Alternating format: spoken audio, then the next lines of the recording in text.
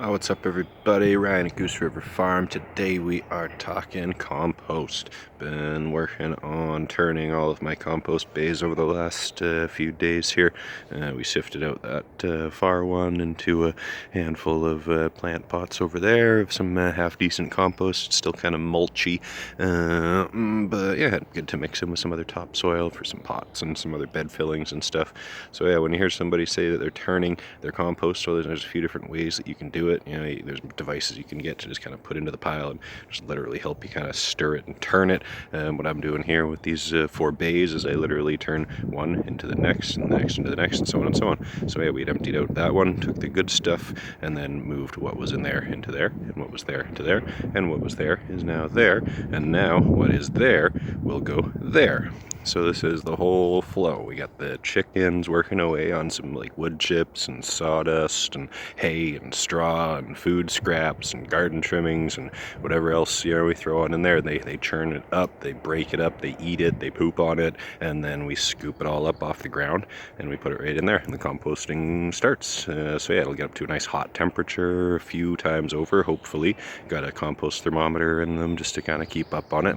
And when you set your compost piles, you want to make sure that you cover the top of it, because although you want the compost pile to remain damp, you don't want a whole lot of rain just falling on it and all of the nutrients just kind of leaching through out into the ground. You want all your nutrient content to stay in that pile. So yeah, too much rain, too much water, too much of a good thing is a bad thing. It does need to stay damp though, so when you do start filling that pile, you need to add some water to it. Every different layer or so, add a good bucket full of water, and you can add some like nutrients to that water. It doesn't just have to be boring old water. I added a little bit of seaweed extract to it just to add a little more, biodiversity and nutrients to the compost itself.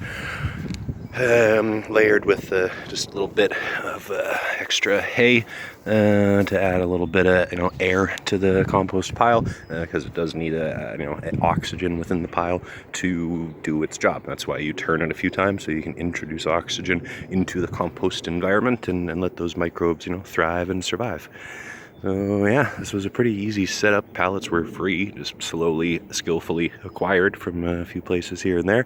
Got them fronted with some fencing to keep the compost in, so it's not all just spilling out in front. And size matters. You need a pile that is about 3 feet wide by 3 feet tall and 3 feet deep, so you got enough of an area where the compost microorganisms can create compost heat. Hot composting is important, especially if you're using animal manure, so that the heat kills off any dangerous pathogens that are in that compost that you're making. So yeah, that's why we do it a few times over, try to get that heat up a few times so that we're definitely killing everything. And you want to turn it because the stuff in the middle of the pile is composting better than the stuff on the outside of the pile. So yeah, as you turn it, you're mixing it and adding in new nutrients along the way until hopefully at the very end you've got a perfect usable compost that you can apply to pretty much anything in the garden. Maybe with a few other additions or some other sand or soil just to kind of add some levity. But yeah, it's free. All it takes is some hard work